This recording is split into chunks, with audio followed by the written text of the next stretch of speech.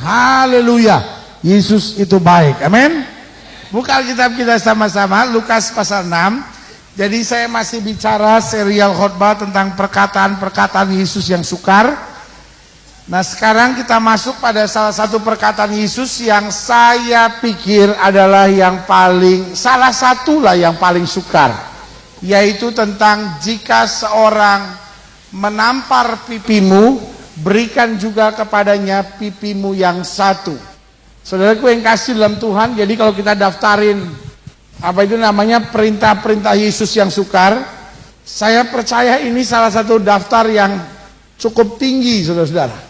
Karena mungkin kalau Alkitab bilang cari kerajaan Allah serta kebenarannya, kita tahu bahwa semuanya akan ditambahkan buat kita. Amin.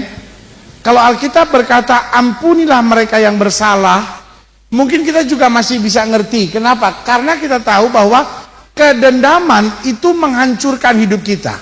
Betul? Tapi kalau Alkitab mulai berkata jika seorang menampar pipi kirimu yang satu, berikan juga kepadanya pipinya yang lain. Bilang sama Tuhan, Tuhan nggak saya tonjok aja tuh orang udah mujizat. Iya kan? Masih mesti saya kasih lagi. Ini sesuatu yang paling sulit untuk kita mengerti. Tapi ini yang kita mau pelajari hari ini. Lukas pasal 6 ayat 27. Tetapi, perhatikan baik, kepada siapa? Kepada kamu yang apa?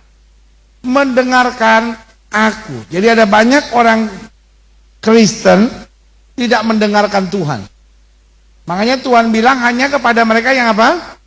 Mau dengar-dengaran kepadaku. Karena ada banyak orang Kristen malah dengarnya kepada apa kata bintang.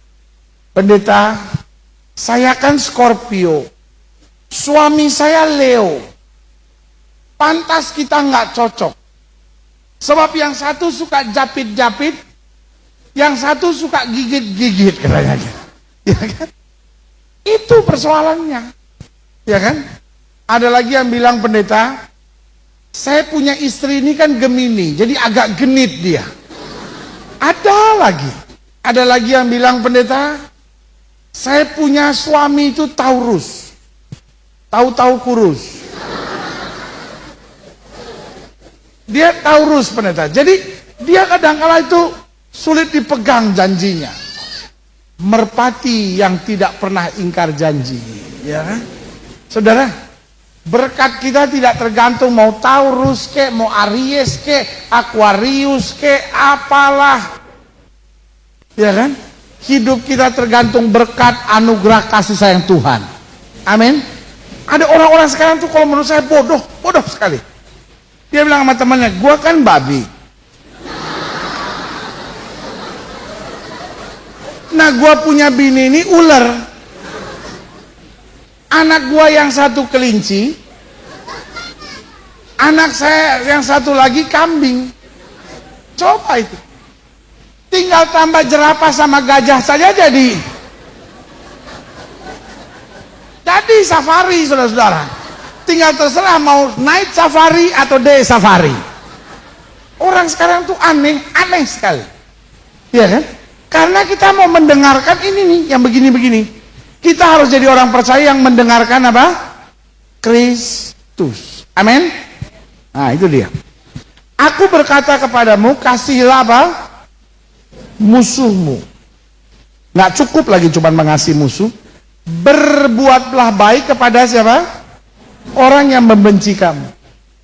Jadi walaupun mertua saudara setiap kali saudara masuk rumah dia buang muka, saudara tetap harus berbuat baik. Walaupun setiap kali saudara masuk rumah saudara ngomong sedikit dia langsung jayus. Ketawa. Ngerti nggak? Sebab saya lihat orang ketawa ada dua. Yang satu dia ketawa karena dia ngerti. Yang lain dia ketawa karena dia lihat orang lain ketawa. Habis ketawa dia tanya, jayus apaan sih?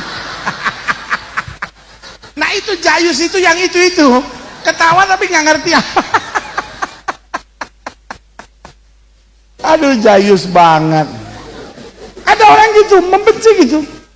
Setiap kali saudara datang ke rumah mertua udah susah-susah nih, udah makan hati nih. Mertua cuma lihat gini. Nggak matching bajunya.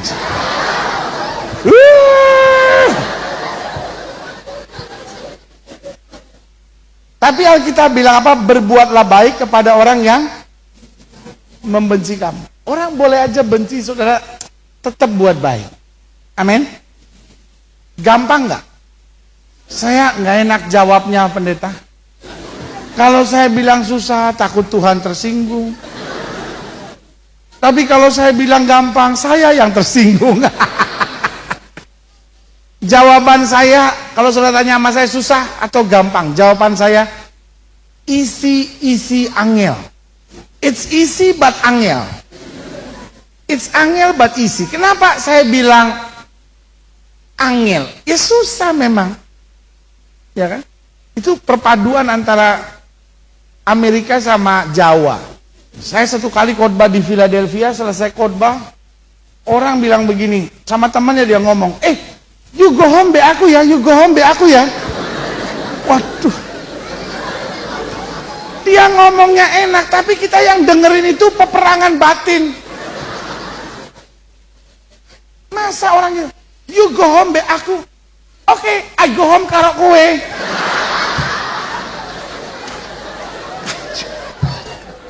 Nggak rohani sekali itu. Masa you go home be aku. Ini juga isi angel. Ayat 28. Mintalah berkat bagi orang yang mengutuk kamu. Bisa saudara? Orang mengutuk saudaranya. Dan saya lihat dunia hari-hari ini dunia yang penuh dengan kutukan. Banyak orang tua hari-hari ini sebetulnya tidak mendidik anaknya, tidak memarahi anaknya, tapi mengutuk anaknya. Lu bodoh, lu gak punya otak, lu dasar bego. Anak setan lu. Buat saya itu bukan mendidik, ketawa lagi dikasih tahu. Orang lagi serius-serius gini malah tawa. Bikin saya marah aja. Emosi. Bukan. Yang saya mau jelaskan buat saudara, seringkali persoalan kita tuh itu.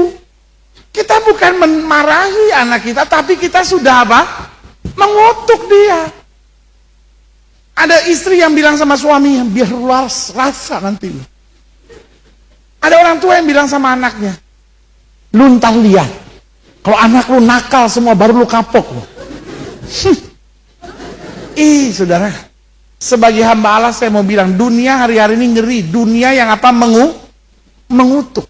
Tapi Alkitab bilang kita harus apa? Minta berkat bagi orang yang mengutuk kamu. Jadi kalau ada orang kutuk saudara, doain, minta berkat. Tuhan, dia mengutuk saya, tapi Tuhan berkati. Biar sepanjang tahun ini dia diberkati. Baru tahun depan dia kena.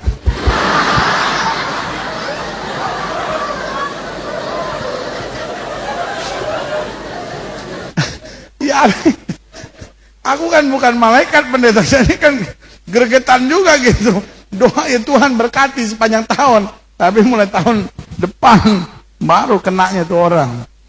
Ya kan? Berdoalah bagi orang yang apa? Mencaci kamu. Jadi saudara lihat ya, dari 2 ayat sini saja sudah kelihatan bahwa standar hidup Kristen itu sangat berbeda. Betul? Makanya saudara mungkin kan sering dengar kan orang bilang gini, orang Kristen itu kafir. Pernah dengar nggak? Orang Kristen itu kan kafir, orang Kristen itu kafir. Saudara jangan marah. Jangan langsung, apa? Lu bilang agama gua kafir? Kita berantem aja, nggak boleh. Jangan karena agama ribut, saudara-saudara. Orang mau bilang agama Kristen kafir, ya udahlah, biarinlah. Ya kan? Buat saya ini kafir tapi yang baik kok. Ya kan? Orang bilang kita kafir tapi yang kafir sedang mengajar. Kalau ada orang mengutuk kamu, berdoalah minta berkat, itu kafir yang baik. Ya kan? Kenapa kita dibilang kafir? Kadang-kadang kita cuma disebut kafir karena kita makan babi. Dia belum nyobain aja. Coba dia nyobain Brenebon pakai kaki babi. Pakai babi rica lagi. Langsung dia berubah, tidak kafir lagi, dahsyat. Asiknya rame-rame.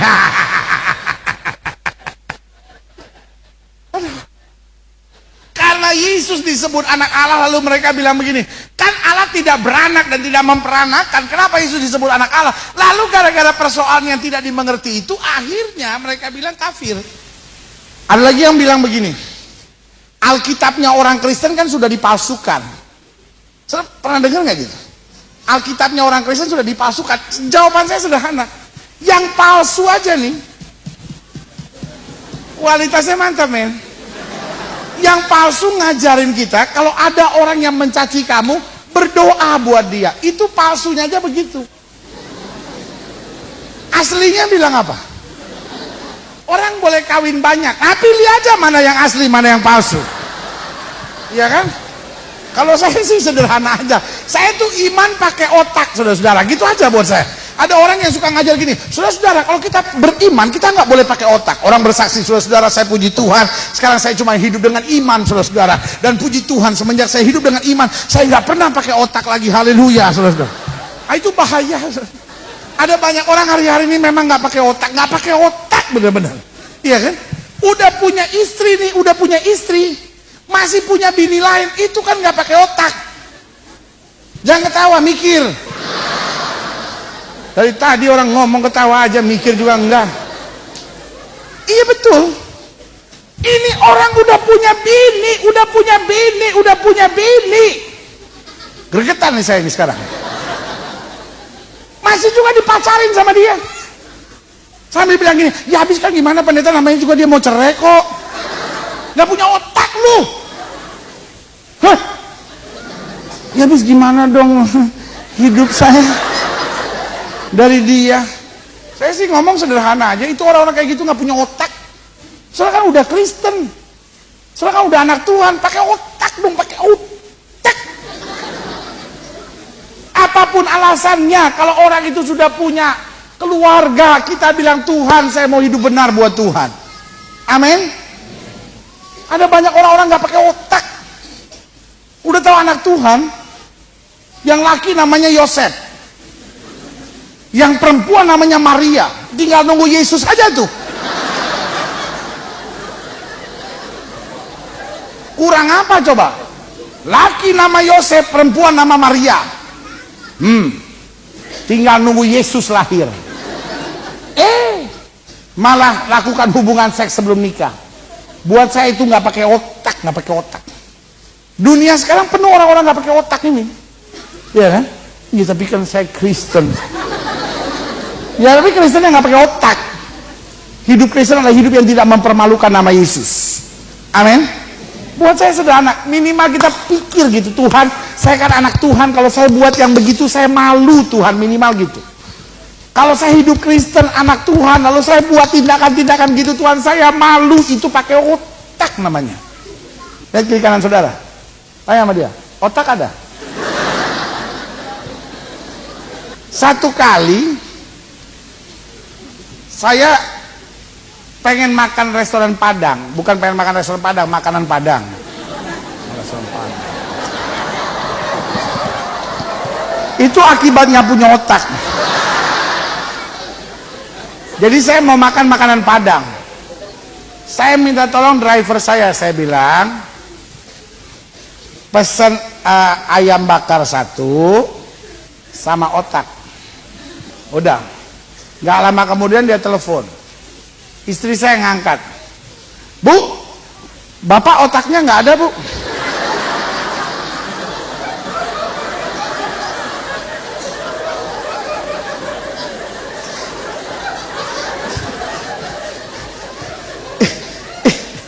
Istri saya bilang, jadi otaknya bapak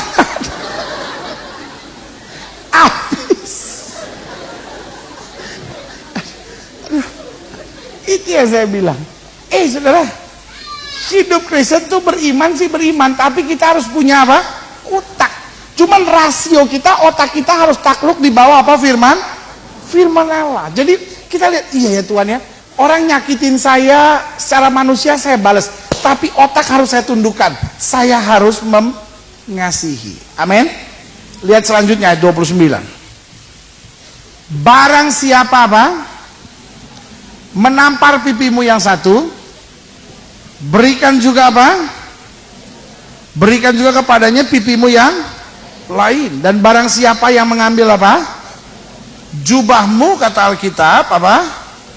Biarkan juga ia mengambil bajumu. Barang siapa yang mengambil dompetmu, biarkan juga ia mengambil handphonemu. Yang itu kayaknya nggak ada, pendeta. Ada nih di sini nih. Lukas 6 ayat 29b. Itu. Barang siapa yang mengambil dompetmu, biarkan juga ia mengambil handphonemu. Sudah punya Alkitab keluaran lama ya? Ini yang terbaru nih. Besok sudah cari di toko buku. Berilah kepada setiap orang yang meminta kepadamu, dan janganlah apa? Meminta kembali kepada orang yang mengambil kepunyaanmu. Dan sebagaimana kamu kendaki supaya orang perbuat kepadamu, perbuatlah juga demikian kepada mereka. Dan jikalau kamu mengasihi orang yang mengasihi kamu, apakah jasamu? Karena orang-orang berdosa pun mengasihi juga orang-orang yang mengasihi mereka. Sebab jikalau kamu berbuat baik kepada orang yang berbuat baik kepada kamu, apakah jasamu? Orang-orang berdosa pun berbuat demikian. Dan jikalau kamu meminjamkan sesuatu kepada orang karena kamu berharap akan menerima sesuatu daripadanya, apakah jasamu? Orang-orang berdosa pun meminjamkan kepada orang-orang berdosa supaya mereka menerima kembali sama banyaknya. Tetapi kamu kasihlah musuhmu dan apa? Berbuatlah baik kepada mereka dan pinjamkan dengan tidak mengharapkan balasan. Maka upahmu akan besar dan kamu akan menjadi apa? Anak-anak Allah yang maha tinggi. Sebab apa? Ia baik terhadap orang-orang yang tidak tahu berterima kasih dan terhadap orang-orang jahat. Ayat 36 kita baca sama-sama. 1, 2, 3. Hendaklah kamu murah hati sama seperti Bapamu adalah apa? Murah hati. Nah, saudara yang kasih dalam Tuhan, ajaran Kristus ini sama sekali tidak populer. Kenapa saya bilang sama sekali tidak populer? Karena nggak akan ada banyak pengikut yang mau tertarik waktu Yesus berkata, jika seorang menampar pipimu, berikan juga kepadanya pipimu yang lain. Nah, saudara yang kasih dalam Tuhan, semua orang akan menatap dia dan berkata, lu siapa yang tahan? Lalu pertanyaan saya sederhana, apakah jadi Kristen berarti jadi bodoh seperti itu? Saya percaya to be a Christian is not to be an on man. Iya kan? Jadi Kristen bukan berarti jadi orang yang on gitu ya kan? Ditempelin satu lagi deh gitu, ditonjok lagi deh gitu, tonjok lagi deh, tonjok lagi deh. Ini terakhir nih, dah innalillahi wa inna ilaihi raji'un. Ya kan? Kalau nggak jadi Kristen tuh menderita banget gitu ya. Saya Kristen, saya mesti ngalah terus, diinjek-injek. Ya, saya harus bersyukur. Ditampar pipi kiri, saya kasih pipi kanan. Habis sekarang hidup saya ya. Sengsara banget hidup Kristen kayak gitu. Waktu Yesus ditempeleng, waktu Yesus ditampar di depan Pilatus, Yesus berkata apa? Mengapa engkau menampar aku? Loh, pertanyaannya, kenapa kok Yesus nggak mengerjakan apa yang dia perintahkan? Loh, dia buktikan di atas kayu salib, dia bilang apa? Ampunilah mereka sebab mereka tidak tahu apa yang mereka perbuat. Nah, kalau begitu, kenapa Yesus tidak mengerjakan waktu ditampar itu memberikan pipinya yang satu lagi? Jawaban saya sederhana. Karena Yesus mengajar ini bukan secara letterlek. Betul? Bukan berarti hidup kita harus ngalah, diapain orang, diinjek-injek orang, ngalah aja. No, ya kan? Tapi apa yang Yesus mau jelaskan di sini? Ada beberapa hal yang saya mau sampaikan buat saudara. Kenapa Yesus bilang jika seorang menampar pipimu yang satu, berikan juga kepadanya pipimu yang lain? Yang pertama, Yesus sedang mau mengajarkan bahwa kekerasan tidak menyelesaikan masalah. Amin. Kekerasan tidak menyelesaikan apa? Masalah. Karena perbuatan kasar pasti akan dilanjutkan dengan perbuatan yang kasar yang lainnya. Betul? Makanya selalu saya bilang kekerasan itu seperti rantai lingkaran setan. Betul? Seorang yang hidup dalam kekerasan, dia akan terbangun dalam kekerasan, dia membangun dalam kekerasan. Ayah yang mendidik anak dengan kekerasan, anak ini besar dan kemudian membangun keluarga dalam apa? Kekerasan. Dia hidup dalam lingkungan yang hidup dalam apa? Kekerasan. Makanya selalu saya bilang kekerasan tidak pernah menyelesaikan masalah. Amin. Itu sama seperti film kungfu. Seorang bapak mati, anaknya nangis, "Daddy, Daddy, who kill you, Daddy? Daddy, who kill you, Daddy? Daddy, who kill you, Daddy?" Tiba-tiba daddy-nya sempat Chung Pat Thai. Terus anaknya berdiri, Chung Pat Thai. One day I will come to kill you. Ya kan? Scene selanjutnya di TV itu tiba-tiba Dia latihan kungfu. Ya kan? Nggak lama kemudian dia udah mulai besar. Dia ikat. Sumpatai. This is the time. Ya kan? Nggak lama kemudian dia ketemu si Sumpatai. You have killed my daddy. Now it's time for me to kill you. Ya kan? Berkelahi dia. Dua. Mati. Anaknya bilang, Daddy, who kill you? Who kill you? Lai Poksang.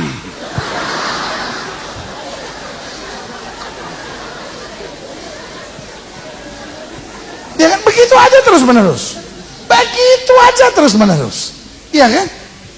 Makanya saya selalu bilang gini, saya khawatir hari-hari ini anak-anak sudah tidak dibesarkan lagi dengan kasih, kehangatan, cinta, cerita manis antara orang tua dengan anak. Hari-hari ini anak-anak sudah dibesarkan dengan kekerasan, bentakan dan makian. Itu sudah menjadi warna dalam kehidupan. Saudara, saya pelajari sejarah ya. Anak-anak di tahun 50-an, anak-anak di tahun 60-an, anak-anak di tahun 70-an itu takut lihat darah. Betul? Lihat ada orang berantem ada darah, mami ada darah gitu, takut sekali. Tapi tahukah saudara, anak-anak sekarang darah itu jadi bahan mainan. Iya, dia main-main itu Game Boy itu. Wih, darahnya udah mau habis nih. Wih, mesti cari darah lagi nih, nih. Dia udah nggak takut soal darah. Buat dia darah tuh, lu make sense nggak yang saya ngomong? Iya kan? Itu hidup ini. Dulu anak-anak di tahun 50, 60, 70 gitu takut ngelihat tayangan-tayangan bantingan, kekerasan. Sekarang itu menjadi tontonan yang seru. Kenapa ada shifting seperti itu? Jawaban saya sederhana, karena memang buat anak-anak hari-hari ini kekerasan itu tontonan. Hari-hari dia cuma lihat mama dan papanya hidup dalam kekerasan, bentakan dan makian, sehingga buat dia itu adalah tontonan. Buat dia yang namanya cerita H.C. Andersen, ada seekor kodok lompat ke istana lalu berbicara dengan putri raja, tolonglah aku. Dan putri raja berkata, kodok, kenapa kau di situ? Aku tidak akan mengganggumu putri, tapi aku terkena kutukan dewa. Lalu kemudian putri memberinya makan tiap hari. Dan tepat 3 bulan kemudian, jam 12 malam, kodok berubah menjadi pangeran yang gagah. Dan akhirnya mereka menikah. Mereka hidup selama-lamanya bahagia di negeri entah berantah. Buat sekarang itu aneh buat anak-anak. Anak-anak membaca cerita ini nggak masuk akal. Anak-anak nonton Mickey Mouse sudah tidak tertarik.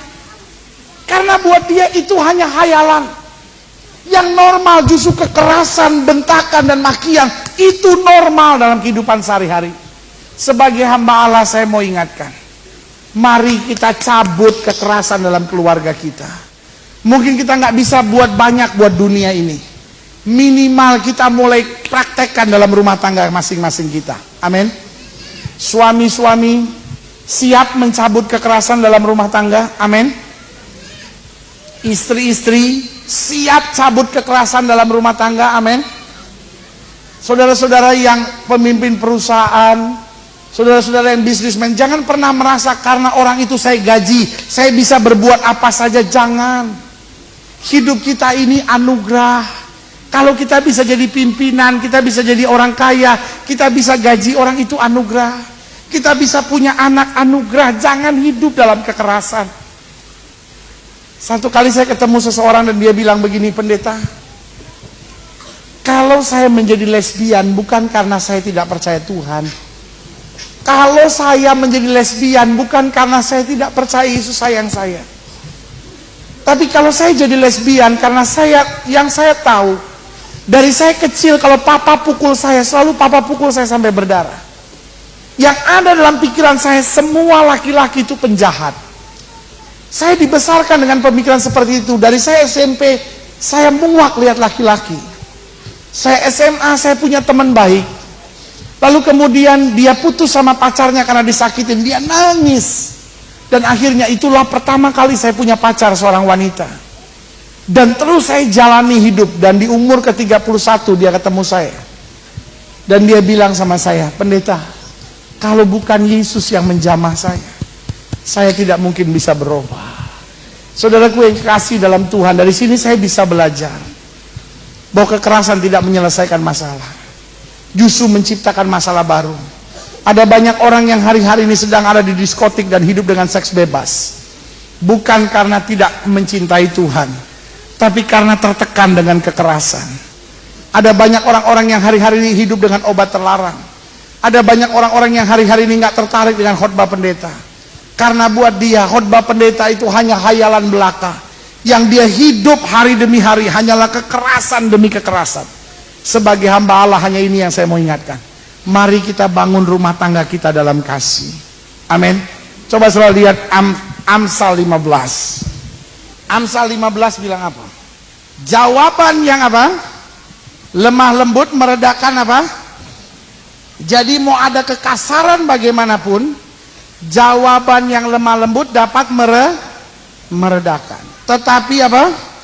Perkataan yang pedas, perkataan yang kasar, perkataan yang penuh dengan bentakan dan makian, kata Alkitab apa? Membangkitkan marah. Jadi jelas bahwa kekerasan tidak menyelesaikan masalah. Coba saudara lihat sebentar dalam Efesus pasal 4. Saya sengaja mau buka banyak ayat buat saudara, sehingga saudara bisa lihat bahwa Alkitab itu dahsyat. Alkitab bukan hanya bicara tentang sorga dan neraka, tapi Alkitab juga bicara bagaimana sementara kita hidup di muka bumi, kita menanggalkan kekerasan. Sebab itu aku menasihatkan kamu, kata Paulus. Aku, orang yang apa? Dipenjarakan karena Tuhan. Jadi Paulus bilang begini, aku, seorang yang mengena, seorang yang diperlakukan secara kasar, seorang yang diperlakukan secara tidak adil. Aku, seorang yang apa? Dipenjarakan karena Tuhan. Jadi dengan lain kata Paulus mau bilang gini, jangan bicara tentang kekerasan dengan aku. Jangan bicara tentang ketidakadilan dengan aku, karena aku dipenjarakan, aku dikasari, aku diperlakukan tidak adil sekarang ini. Tetapi aku menasihatkan kamu supaya apa? Hidupmu, kata Paulus, sebagai orang-orang yang telah dipanggil berpadanan dengan apa? Panggilan itu. Apa yang Paulus maksudkan dengan berpadanan dengan panggilan? Hendaklah kamu selalu apa? Rendah hati, lalu apa? Lemah lembut, apa? Sabar, lalu apa? Tunjukkanlah kasihmu dalam hal saling apa? Membantu. Paulus tidak bilang aku dipenjarakan, aku diperlakukan kasar, aku diperlakukan secara tidak adil, mari kita buat perhitungan kepada mereka. Tidak, Paulus bilang kita tetap harus hidup berpadanan dengan Injil. Kalau saudara menatap saya dan berkata, pendeta, kalau saya hari-hari ini jadi suami yang kasar, sebetulnya saya nggak mau begitu, cuman saya dibesarkan dari keluarga yang kasar. Paulus ngalamin, tapi dia bilang mari kita hidup berpadanan dengan Injil Kristus. Kalau saudara menatap saya dan berkata, pendeta, kalau hari-hari ini saya tuh hidup jauh dari Tuhan bukan karena apa-apa, saya hidup dengan kekerasan dan kekasaran, tapi saya mau ingatkan buat saudara, Yesus tetap mengasihi saudara dan punya rencana yang indah buat hidup saudara. Amin. Yang kedua saya pelajari, kenapa sih Yesus bilang, jika seorang menampar pipimu yang satu, berikan juga kepada pipimu yang lain? Karena saya pelajari bahwa kekerasan adalah tanda kerusakan hubungan seseorang dengan Tuhan. Jadi kekerasan adalah tanda kerusakan hubungan seseorang dengan Tuhan. Saya suka dengar orang bilang begini, pendeta, saya sih cinta Tuhan, cuman saya tuh susah mengontrol emosi. Saya tuh sebetulnya cinta Tuhan, tapi saya sulit mengendalikan diri. Jawaban saya, itu adalah sebuah kebohongan. Kenapa saya bilang itu adalah kebohongan? Karena seorang yang mencintai Tuhan, hidup dekat dengan Tuhan, pasti hidupnya penuh kasih. Kenapa? Karena Allah itu kasih. Amin. Jadi nggak mungkin seorang bisa bilang, saya dekat dengan Tuhan tapi saya nggak bisa mengasihi, saya nggak bisa mengontrol diri. Itu sebuah kebohongan. Karena yang saya pelajari, kalau kita udah mulai hidup dalam kekerasan dan kekasaran, itu tanda rusaknya hubungan kita dengan Tuhan. Coba saudara lihat Kejadian pasal 6. Dari sini saudara bisa lihat ya, makanya saya ingin saudara buka banyak ayat gitu ya, supaya saudara punya dasar yang teguh gitu dalam hidup kekristenan saudara. Iya ya, saya nggak boleh main-main gitu. Kejadian 6 ayat yang ke-9. Inilah riwayat Nuh. Nuh adalah seorang yang apa? Benar dan tidak bercela di antara orang-orang sejamannya. Jadi dia tidak kompromi, dia tidak terpengaruh, dia punya prinsip yang tegas. Kenapa? Karena Nuh itu apa? Hidup bergaul dengan Allah. Jadi dia punya prinsip ya, dia tidak terpengaruh, dia tidak kompromi. Kenapa? Karena dia hidup bergaul sama Allah. Ayat 10, Nuh memperanakan 3 orang laki-laki, Sem, Ham, dan Yafet. Ayat 11, adapun bumi ini telah rusak di hadapan Allah. Kenapa Tuhan bilang bumi telah rusak? Karena dunia telah penuh, kata Alkitab, dengan apa? Kekerasan. Maka ayat 12 bilang Allah menilik bumi itu dan dikatakan apa? Sungguhlah rusak benar. Sebab apa? Semua manusia menjalankan hidup yang rusak. Apa yang disebut rusak di sini? Penuh dengan apa? Kekerasan. Jadi yang kedua saya pelajari di sini, kenapa Yesus bilang kalau tampar pipi kirimu yang satu, berikan juga yang lain? Karena Yesus mau jelaskan bahwa kekerasan ada tanda kerusakan hubungan seseorang dengan Tuhan. Jadi kalau seorang hubungan dengan Tuhannya baik, otomatis dia hidup dalam kasih. Makanya kalau sudah lihat dalam Kolose pasal 3, Kolose pasal 3 ayat 12. Karena itu, sebagai orang-orang pilihan Allah yang dikuduskan dan dikasihinya, dikatakan apa?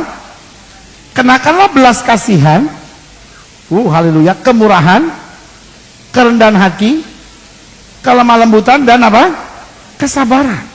Sabarlah kamu seorang terhadap yang lain, dan ampunlah seorang terhadap yang lain apabila seorang menaruh dendam terhadap yang lain, sama seperti Tuhan telah mengampuni kamu. Kamu perbuat juga apa? Demikian. Ayat 14 kita baca sama-sama, 1, 2, 3. Dan di atas semuanya itu kenakanlah apa? Kasih sebagai pengikat yang mempersatukan, dan bukan hanya mempersatukan tapi apa? Menyempurnakan. Jadi Alkitab mulai bilang kekerasan itu merusak, tapi kasih itu apa? Menyempurnakan. Karena hidup Kristen ada target. Hidup Kristen bukan sekedar berubah, tapi harus menjadi apa? Sempurna. Ada banyak orang berubah. Dia mulai bersaksi, saudara-saudara, saya ini dulu, hidupnya nggak bener banget, saudara-saudara. Hampir tiap malam saya mabuk. Tapi puji Tuhan, sekarang Tuhan sudah menjamah hidup saya. Cuman tinggal malam minggu aja saya mabuk. Nah, yang kayak begini mah bukannya berubah, cuman kurang dikit, ya kan? Ada orang yang bersaksi, pendeta saya ini tadinya jahat sekali pendeta. Hampir tiap hari saya tonjok istri saya. Tapi puji Tuhan, sekarang Tuhan udah merubah hidup saya. Tinggal sebulan sekali saya tempeleng doang dia. Ya kan? Nah, ini mah nggak berubah, cuma kurangan dikit, saudara-saudara. Ada orang yang bersaksi, saudara-saudara, saya dulu jahat sekali, saudara-saudara. Saya minum mabuk, saya judi, saya narkoba, saya buat segala macam. Tapi puji Tuhan lah, sekarang Tuhan sudah jamah saya, tinggal ngerokoknya aja yang belum selesai, katanya. Ya kan? Ada orang yang bersaksi, pendeta dulu saya nggak bener, hidup seks bebas, pergi ke tempat pelacuran. Tapi sekarang, saya udah tinggalin semuanya. Puji Tuhan, Tuhan sudah merubah saya. Saya tinggal nonton blue film sama onani aja yang belum selesai.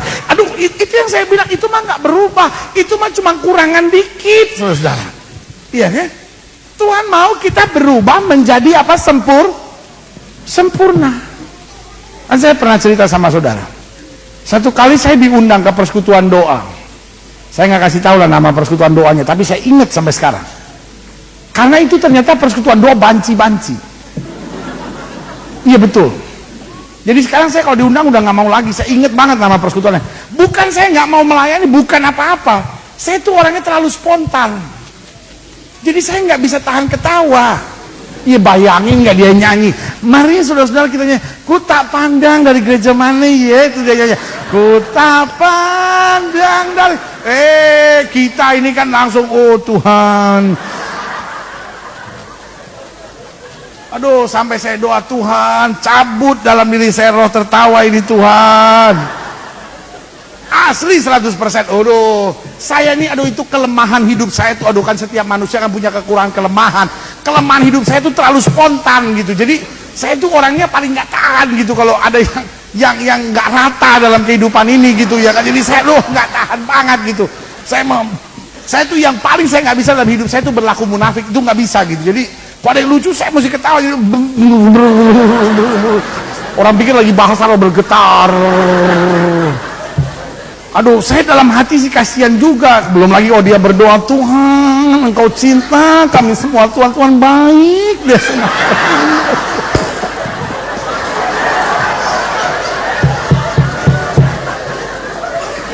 Terus persembahan, saudara-saudara, kita mau kasih persembahan.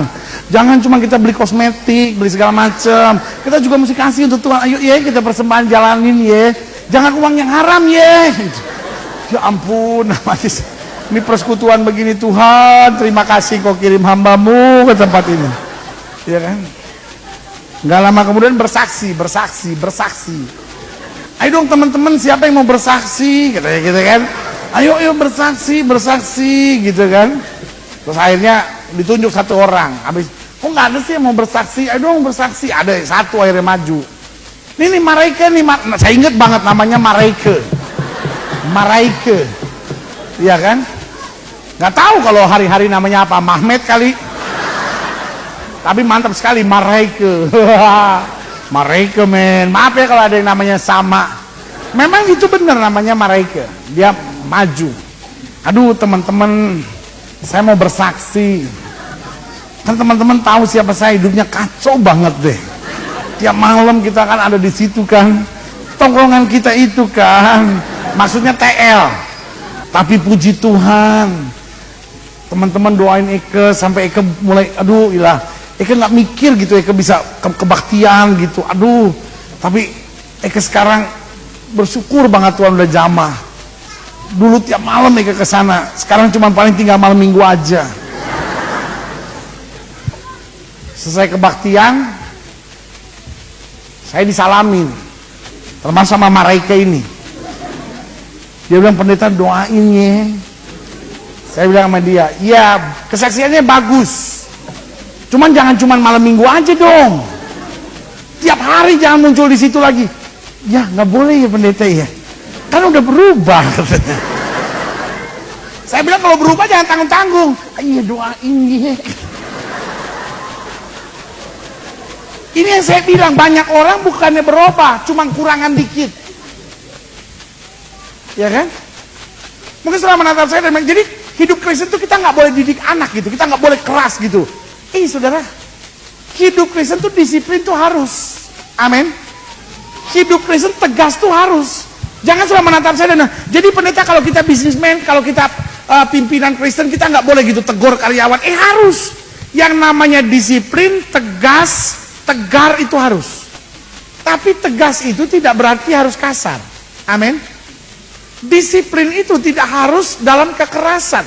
Karena yang Tuhan tentang adalah kekerasan dan kekasaran. Tapi disiplin dan ketegasan itu perlu. Saya percaya Yesus kita adalah Tuhan yang disiplin. Amin. Tapi dia bukan Yesus Tuhan yang kasar. Sampai di sini sudah ngerti maksud saya? Jangan sudah pikir, kita harus lemah lembut berarti ya. Ketemu orang, shalom. Itu salah ya. Nggak apa-apa deh gitu. Nah, ini namanya bukan lemah lembut, kebanci-bancian. Saya percaya hidup Kristen itu harus tegar gitu. Amin. Saya percaya hidup Kristen itu harus tegas gitu. Saya percaya hidup Kristen harus disiplin, tapi dalam kasih. Yang ketiga. Jadi yang pertama tadi apa?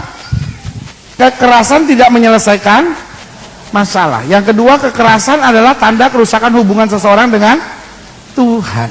Yang ketiga saya pelajari, kenapa Yesus bilang kalau seorang menampar pipimu yang satu, berikan juga kepadanya pipimu yang lain. Yang ketiga saya pelajari, karena kekerasan adalah perbuatan yang dibenci oleh Allah.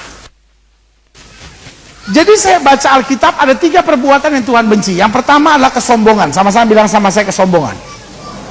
Yang kedua adalah kemunafikan, sama-sama bilang sama saya kemunafikan. Alkitab jelas bilang untuk yang pertama, Allah benci orang sombong. Yang kedua, Alkitab jelas berkata Allah melawan orang fasik. Makanya Alkitab berkali-kali Yesus bilang apa? Celakalah kamu yang apa? Munafik. Jadi Yesus benci kemunafikan. Yang ketiga yang Allah benci adalah apa? Kekerasan. Yesus tidak pernah benci orang berdosa. Yesus benci dosanya karena dosa membuat orangnya menuju neraka. Tetapi Yesus tidak pernah membenci orang berdosa. Jangan selalu menatap saya dan berkata, ya pendeta, saya hidup jahat, saya hidup dalam dosa, saya pernah murtad, saya pernah tinggalkan Tuhan. Orang kayak saya ini masih diterima Tuhan nggak? Saya bahkan pernah aborsi dalam hidup saya. Orang kayak saya masih diterima Tuhan nggak? Jawaban saya, saudara, Yesus mengasihi orang berdosa. Amin. Kalau orang berdosanya itu mau bertobat, jangan sudah dibalik tameng. Oh ya, Yesus mengasihi orang berdosa, saya jadi bini piaraan nggak apa-apa, dikasihi oleh Yesus, enak aja lu. Kalau kita mau bertobat, sampai di sini sudah ngerti maksud saya? Coba saudara lihat Mazmur pasal 11, ayat 4. Tuhan ada di dalam baitnya yang kudus. Tuhan, kata Alkitab apa? Tahtanya di sorga. Matanya mengamat-ngamati, sorot matanya menguji anak-anak manusia. Tuhan menguji orang benar dan orang fasik. Baca bagian terakhir, bagian B ini dalam Mazmur 11 ayat 5 bersama-sama. 1, 2, 3. Dan ia membenci apa? Orang yang mencintai kekerasan. Jadi walaupun saudara beragama, walaupun saudara pelayanan, walaupun saudara terlibat dalam kegiatan-kegiatan rohani, walaupun saudara baca Alkitab, walaupun saudara bayar perpuluhan, walaupun saudara berdoa, tapi kalau engkau mencintai kekerasan, hidup dalam kekerasan, Alkitab bilang apa? Allah benci. Coba saudara lihat Mazmur 140. Mazmur 140 ayat 12. Dikatakan apa di situ? 1, 2, 3 kita baca sama-sama.